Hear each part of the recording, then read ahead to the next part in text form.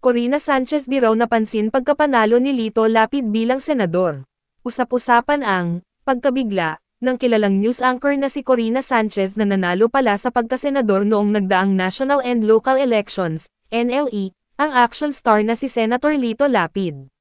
Sa pagtatapos ng December 4 episode ng kanilang news program na Agenda, napag-usapan nila ng mga kasamahang sina Pinky Webb at Willard Cheng ang tungkol sa kung may makukulong ba sa mga sangkot sa maanumalyang flood control projects bago ang Kapaskuhan.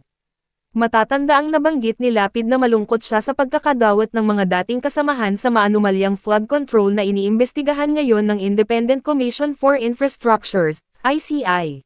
Pero may makakagulat-gulat din ngayong araw, si Senator Lito Lapid nagsalita. Ay, nanalo pala siya? Nanalo. Kasama pala si Sen Lito. Congrats, Sen Grabe Lito. ka naman. Hindi ko napapansin. Sa Kasi totoo lang. tahimik siya. Nagulat ako. Oo. Tahimik Nanalo siya. Okay. Oo. Dapat lang. Hindi mo lang Kasi, alam, kasi tahimik Sobrang siya. bihira niya magsalita. Kaya pag nagsalita siya, balita talaga.